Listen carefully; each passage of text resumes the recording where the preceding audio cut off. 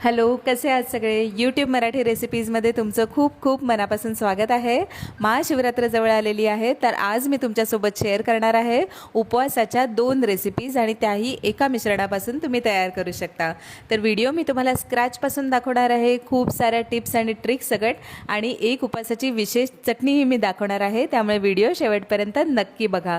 तर सुरुवात करूया आपण साबुदाणा भिजवण्यापासून. 2 ते 3 वेळा मी साबुदाणे धुवून घेतलेले आहेत व्यवस्थित. 2 कप साबुदाणे आणि अशा पद्धतीने भिजवायचे आहेत जेणेकरून थोडंसं पाणी वरती राहील असे रात्रभर भिजवायचे आहेत. जर साबुदाण्याची खिचडी करायची असेल तर यापेक्षा थोडं कमी पाणी घालायचं आहे आणि हे रात्रभर झाकून ठेवायचं आहे. दुसऱ्या दिवशी सकाळी हे एकदम मऊ लुसलुशीत साबुदाणे तयार होतात. त्यानंतर तयारी करण्यासाठी जिकरीचं काम असतं शेंगदाण्याचं कूट करणं. त्यातही शेंगदाण्याची टरफलं काढणं खूपच कठीण काम असतं. आधी कसं सुपांवर पाखडून घेतले की शेंगदाण्याची टरफलं वेगळी होऊन जायची, पण हल्ली छोट्या किचनमध्ये हे शक्य होत नाही बऱ्याचदा. तर हा एक शॉर्टकट आहे. झारा जो असतो आपला डीप फ्राय करण्याचा, अशा प्रकारचा जाळीदार झारा, त्याच्यावर शेंगदाणे काढून घ्यायचे आहेत, थोडेसे रब करून घ्यायचे आहेत. तिची सालं वेगळी होतात आणि खाली सेपरेट होऊन जातात. वरती आपल्याला साल विरहित शेंगदाणे मिळतात. अशा पद्धतीने सेपरेट करा आणि मिक्सरवर पल्स मोडवर त्याला फिरवून वाटून घ्यायचं आहे. पल्स मोड म्हणजे एकदा फिरवून झटकन बंद करायचं जेणेकरून मोकळं असं ते शेंगदाण्याचं कूट तयार होईल. तर चला, भिजवलेले साबुदाणे तयार आहेत. साबुदाण्यामध्ये 2 उकडलेले बटाटे मी घेत आहे. जर अगदीच उकडलेले बटाटे नसतील तर किसूनही तुम्ही घेऊ शकता, पण उकडलेले बटाटे असतील तर जो आपण पदार्थ बनवतोय त्याचं टेक्स्चर खूपच चांगलं येतं. त्यानंतर आपल्याला यामध्ये घालायचं आहे उपवासाची भाजणी. थोडीशी मी घातली आहे, साधारणपणे 3 ते 4 चमचे. जर अवेलेबल नसेल तर स्किप केली तरीही चालते. बाकीचे जिन्नस आवश्यक आहेत, जसं शेंगदाण्याचं कूट भरपूर घालायचं आहे, जिरेपूड, मीठ, साखर आणि मिरचीची पेस्ट. याच्यामधले जिन्नस तुम्ही तुमच्या आवडीनुसार आणि उपवासाला तुमच्याकडे काय चालतं काय नाही चालतं त्यानुसार कमी जास्त करू शकता. याच्यामध्ये असं ठराविक प्रमाण नाही आहे, पण भाजलेल्या शेंगदाण्यांचं कूट याच्यामध्ये थोडंसं जास्त प्रमाणात असेल तर ते चवीला खूपच उत्तम लागतं. तर अशा पद्धतीने सगळे जिन्नस मी व्यवस्थित एकजीव करून घेत आहे. थोडासा लिंबाचा रस घातला तरीही चालतो. मी घातलेला नाही आहे पर्टिक्युलरली, कारण मला तेवढं आवडत नाही. मला थोडं स्पायसी लेवल जास्त आवडतं, त्यामुळे मिरचीची पेस्ट मी ह्याच्यामध्ये जास्त घातलेली आहे. तर अशा पद्धतीने सगळं मिश्रण आपल्याला व्यवस्थित एकजीव करून घ्यायचं आहे. बटाटे त्यासोबतच कुस्करून घ्यायचे आहेत जेणेकरून फ्लेवर सगळे त्याला व्यवस्थित ॲब्झॉर्ब होतील. तर अशा पद्धतीने साबुदाण्याचं मॉइश्चर आणि उकडलेल्या बटाट्यांच्या मॉइश्चरमध्ये हे प्रॉपरली मिश्रण छान कणकेसारखं मळलं जातं. तुम्ही बघू शकता. हे बघा, अशा पद्धतीने आपल्याला करायचं आहे आणि साबुदाणेही मॅश करायचे आहेत जेणेकरून ते असे मोकळे राहणार नाहीत. आता हे आपलं कणकेसारखं मिश्रण मळून तयार आहे आणि या मिश्रणाचे तुम्ही 2 पदार्थ करू शकता, उपवासाचं थालीपीठ आणि साबुदाणे वडे. तर ज्यांना कोणाला तेलकट पदार्थ खायचे नसतील उपवासाला ते स्किप करू शकतात आणि उपवासाचं थालीपीठ करू शकतात, पण ज्यांना चमचमीत खायची इच्छा आहे ते उपवासाचे साबुदाणे वडे खाऊ शकतात. तर दोन्ही पदार्थ ह्यामध्ये तयार होतात.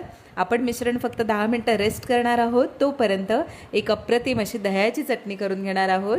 2 ते 4 चमचे तुम्हाला जेवढी क्वांटिटी रिक्वायर्ड असेल तेवढं दही घ्यायचं आहे.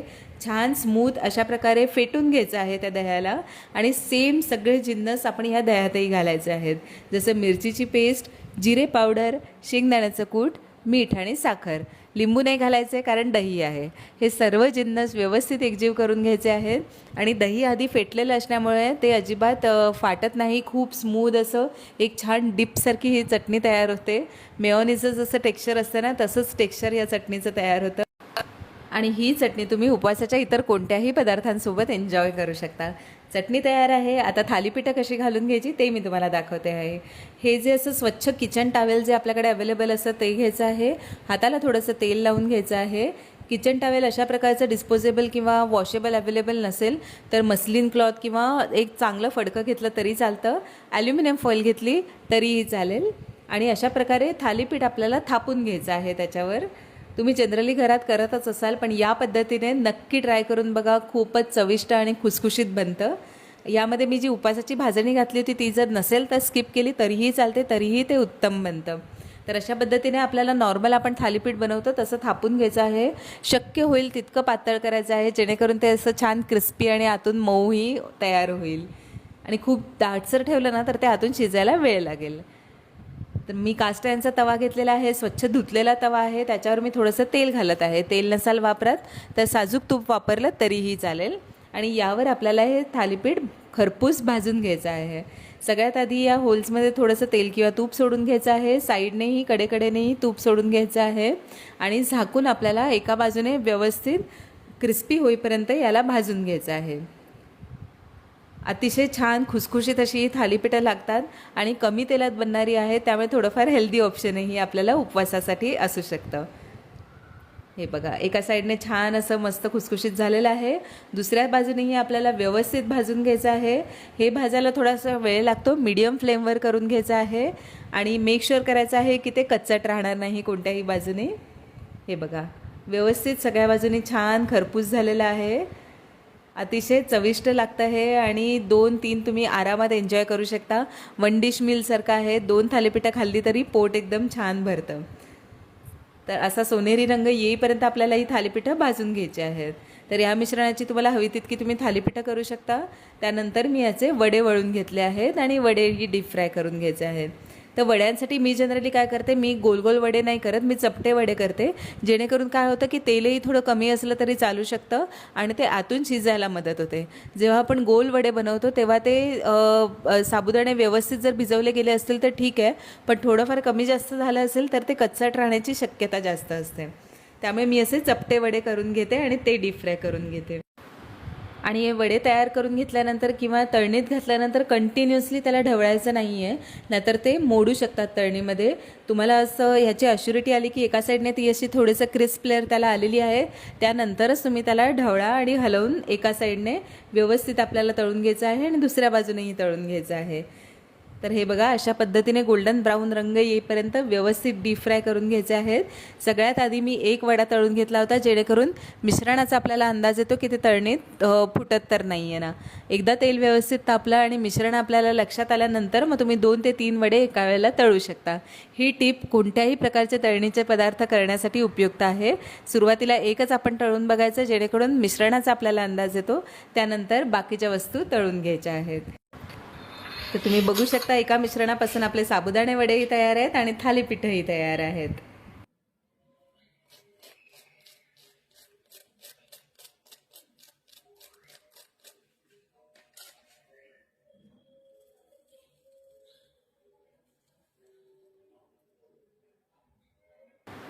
बघितले किती मस्त क्रिस्पी आणि आतून एकदम सॉफ्ट झाले आहेत ते साबुदाणे वडे आणि उपवासाची थालीपीठंसुद्धा. तर या महाशिवरात्रीला नक्की ट्राय करून बघा आणि एन्जॉय करा. यूट्यूब मराठी रेसिपीजला नक्की सबस्क्राईब करा. बाय. ही आहे रताळी म्हणजे स्वीट पोटॅटोची हलकी फुलकी हेल्दी आणि डेलिशियस रेसिपी. ही रेसिपी तुम्ही उपवासालाही खाऊ शकता, मुलांना टिफिनमध्येही देऊ शकता. ब्रेकफास्ट, लंच आणि डिनर, लाईट लंच डिनर हवं असेल तर त्यासाठी बेस्ट ऑप्शन आहे. फक्त उपवासाला कशी करायची ते मी अलॉंग द व्हिडिओ तुम्हाला सांगणार आहे. व्हिडिओ शेवटपर्यंत नक्की बघा आणि यूट्यूब मराठी रेसिपीजला अजून सबस्क्राईब नसेल केलं तर नक्की सबस्क्राईब करा. तर नॉर्मल मार्केटमध्ये जी रताळी मिळतात तीच मी घेतलेली आहे आणि मी सालासकट वापरणार आहे. त्यामुळे मी ह्याला स्वच्छ धुवून घेत आहे, कारण ही कंदमुळं असतात त्यामुळे ह्याला खूप माती चिकटलेली असू शकते. त्यामुळे ती घासून व्यवस्थित स्वच्छ धुवून घ्यायची आहेत. जर तुम्हाला वाटलं खूपच खराब आहे तर तुम्ही त्याची सालं काढूनही तुम्ही वापरू शकता, पण सालांमध्ये खूप फायबर असतं आणि ते खूप हेल्दी असतं. त्यामुळे मी फक्त त्याला धुवून व्यवस्थित वापरत आहे. आणि ह्याचा जो काळा पडलेला भाग आहे ना, पुढचा आणि मागचा, तो मी व्यवस्थित काढून घेणार आहे. त्यामुळे तुम्ही बघू शकता आतमधली छान पांढरी शुभ्र रताळी आहेत आणि वरतून छान गोड गुलाबी रंग आहे या रताळ्यांना. अशा प्रकारे क्लीन केल्यानंतर याला आपल्याला किसून घ्यायचं आहे. आणि रताळी किसताना नेहमी लक्षात ठेवा की ज्या बाउलमध्ये आपण किसणार आहोत त्या बाउलमध्ये थोडंसं पाणी घेणं गरजेचं आहे. रताळी किसल्यानंतर किंवा चिरल्यानंतर लगेचच काळी पडतात, त्यामुळे अशा पद्धतीनेच रताळी किसून घ्यायची आहे. जर सकाळच्या वेळेत घाई होणार असेल तर तुम्ही रात्री किसून फ्रीजमध्ये ठेवली अशा पद्धतीने पाण्यामध्ये तरीही चालू शकेल. तुम्ही बघू शकता पाणी काळपट पडलेलं आहे, पण रताळ्याचा किस अजूनही छान पांढरा शुभ्र राहिलेला आहे. मी सांगेन की फ्रीजमध्ये ठेवणं अवॉइड करा, पण अगदीच तुम्हाला शक्य नसेल तर आदल्या दिवशी रात्री तुम्ही फ्रीजमध्ये ठेवू शकता. चला तर मग आता आपण रताळ्याचा किस परतून घेऊया. तर त्यासाठी एका पॅनमध्ये मी 2-3 चमचे साजूक तूप घेतलेलं आहे. त्यामध्ये मी जिरं घातलेलं आहे आणि कडीलिंब घातलेलं आहे. पण जर तुम्ही उपवासाला बनवत असाल तर उपवासाचं वेगळं जिरं आणि कडीलिंब वापरू नका.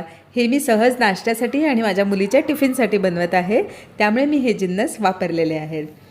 फोडणी झाल्यानंतर यामध्ये मी घालत आहे रताळ्याचा कीस आणि हिरवी मिरची मी फोडणीमध्ये घातली आहे, तुम्ही बघू शकता. आणि ती हिरवी मिरची तुमच्या चवीनुसार तुम्ही कमी जास्त करूच शकता. आता हा रताळ्याचा कीस या फोडणीमध्ये छान व्यवस्थित परतून घ्यायचा आहे, त्याचा रंग साधारण थोडा बदलेपर्यंत. तुम्ही बघू शकता लगेचच त्याचा रंग बदलत चाललेला आहे. हा परतून घेणं गरजेचं आहे, कारण नंतर खाली ते थोडं करपायला सुरुवात होते. आपल्याला वाफेवर हा कीस शिजवून घ्यायचा आहे छान. हे बघा, अशा पद्धतीने रंग बदलेपर्यंत याला परतत राहायचं आहे. रताळ्याचा कीस बनवणं सोपं आहे, खूप जास्त जिन्नस याच्यामध्ये लागत नाहीत. एकच टेक्निक आहे की ह्याला कंटिन्युअसली परतत राहायला लागतं, नाहीतर ते खालून करपू शकतं. त्यामुळे एवढं परतून झाल्यानंतर आपल्याला वाफेवर हे छान शिजवून घ्यायचं आहे. चांगल्या 2 ते 3 वाफा याला लागतील शिजवायला. हे बघा, अशा पद्धतीने 2 मिनटं ठेवल्यानंतर लगेच झाकण काढून परत एकदा चेक करायचं आहे. आता तुम्ही बघू शकता रंग किती बदलला आहे, त्यातलं मॉइश्चर ऑलमोस्ट निघून जात आहे. खालून थोडंसं करपायला लागतं ते, त्यामुळे तुम्हाला खरवडून काढून याला व्यवस्थित परतून घ्यायला लागेल. पण ते खालचं जे खरवडलेलं असतं ना, थोडंसं करपूस भाग, तो खूप छान लागतो टेस्टला. त्यामुळे मी थोडासा करपू देते, पण काळजी घ्या खूप जास्त करपला नाही पाहिजे. तर अशा पद्धतीने कंटिन्युअसली ढवळत राहायचं आहे. शार्प एजचा स्पॅच्युला यूज करा, त्यामुळे तुम्हाला ते ढवळायला सोपं जाईल. बस हीच एक टेक्निक आहे, कंटिन्युअसली ढवळत याला वाफेवर शिजवून घ्यायचं आहे. साधारणपणे पाऊणपट्टो शिजला, 70% शिजल्यानंतर आपल्याला याच्यामध्ये टाकायचं आहे शेंगदाण्याचं कूट. असं काही परफेक्ट प्रमाण नाही आहे, आवडीनुसार कमी जास्त घाला. मीठ घालायचं आहे आणि साखर घालायची आहे. जर तुम्ही उपवासाला खात असाल तर परत मी सांगते, जे उपवासाला जिन्नस तुम्ही वापरत असाल वेगळे ठेवलेले असतील तर तेच जिन्नस वापरा. मी हे सहज नाश्त्यासाठी बनवत आहे. तर हे जिन्नस घातल्यानंतर परत एकदा वाफ काढून घ्यायची आहे, जेणेकरून ती चव एकसारखी लागेल सगळीकडे. हे बघा, अशा पद्धतीने वाफवून झालेला आहे. खूप जास्त पिचपिचित करायचा नाही आहे हा कीस, असाच थोडासा असा हलका क्रिस्पी आणि छान लागतो. तर हा मी दह्यासोबत सर्व करत आहे. तुम्ही बघू शकता छान असा मोकळा झालेला आहे, अजिबात चिकट वगैरे झालेला नाही आहे. तर अशा पद्धतीने रताळ्याचा कीस साधारणपणे 10 ते 15 मिनटामध्ये बनतो, जर रताळी किसलेली असतील तर. नक्की ट्राय करून बघा आणि मला कमेंटमध्ये सांगा कसा झाला होता. मी आज तुमच्याबरोबर शेअर करत आहे उपवासाची एक मजेदार रेसिपीची कचोरी.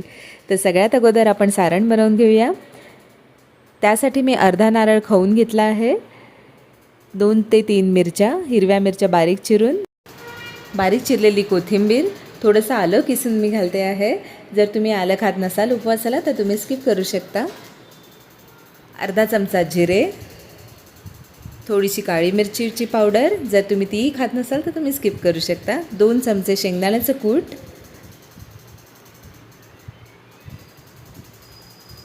मीठ, साखर, या सगळ्याचं प्रमाण मी कॅप्शनमध्ये दिलेलं आहे. तुम्ही तुमच्या टेस्टच्या अकॉर्डिंगली ॲडजस्ट करू शकता. थोडासा लिंबाचा रस मी घातला आहे आणि सगळ्या गोष्टींना जिन्नसांना व्यवस्थित मिक्स करून घ्यायचं आहे आणि साईडला ठेवायचं आहे. तोपर्यंत आपण कचोरीचं कवर बनवून घ्यायचं आहे. त्याच्यासाठी मी उकडलेले बटाटे घेतलेले आहेत 2 ते 3. त्यावर तुम्ही कोणतंही पीठ यूज करू शकता जे उपवासाला चालतं, जसं साबुदाण्याचं पीठ, शिंगाड्याचं पीठ, वरईचं पीठ किंवा उपवासाची भाजणीही तुम्ही घालू शकता. आणि त्याचं असं पीठ मळून घ्यायचं आहे. हे बघा, हे पीठ थोडंसं बाइंडिंगसाठी यूज होतं. अशा प्रकारे एकदम स्मूथ मॅश करून मळून घ्यायचं आहे, सो दॅट कचोरीचं जे कवर असतं ना ते एकदम युनिफॉर्म लागेल, त्याच्यामध्ये असे अख्खे अख्खे बटाटे नाही लागणार. हे बघा, अशी थोडीशी वाटी वळून घ्यायची आहे, त्याच्यामध्ये सारण भरायचं आहे. आणि आपण पुरणपोळीला किंवा बाकी कोणत्याही कचोरीसाठी जसं आपण सारण स्टफ करतो तसंच स्टफ करून घ्यायचं आहे. लक्षात ठेवा, कवर खूप जास्त जाडं नाही हवं आणि पातळही नको असायला पाहिजे, कारण जेव्हा आपण हे तेलात फ्राय करून घेऊ तेव्हा ती आतून कच्ची नाही राहिली पाहिजे. आणि जर खूप पातळ केलं तर ती तेलामध्ये फुटूही शकते. त्यामुळे काळजीपूर्वक या कचोऱ्या बनवा. हे बघा, अशा पद्धतीने सगळ्या कचोऱ्या आपल्याला बनवून घ्यायच्या आहेत. आणि सगळ्या कचोऱ्या बनवून झाल्यानंतरच तळायला घ्या, काही हरकत नाही आहे. वरचं सारण थोडंसं वाळलं तरी ते तळणीमध्ये मस्त क्रिस्पी होतं. हे बघा, अशा प्रकारे सगळ्या कचोऱ्या बनवून घ्यायच्या आहेत. तेल एकदा गरम करून नंतर मीडियम फ्लेमवर करायचं आहे आणि मग कचोऱ्या तळून घ्यायच्या आहेत. फास्ट फ्लेमवर तळायच्या नाही आहेत कचोऱ्या, कारण मग ते वरतून लगेच क्रिस्पी होईल आणि आतून कच्च्या राहतील. हे बघा, या प्रकारे मीडियम फ्लेमवर हळूहळू या कचोऱ्या तळून घ्यायच्या आहेत. हे बघा कसा गोल्डन कलर येतो आहे. अशा प्रकारे एवढा गोल्डन कलर आला की कचोऱ्या तेलामधनं काढून घ्यायच्या आहेत. यासाठी तुम्ही नुसत्याही खाऊ शकता, दह्याबरोबरही खाऊ शकता किंवा शेंगदाणे आणि दहीची चटणी बरोबरही खाऊ शकता.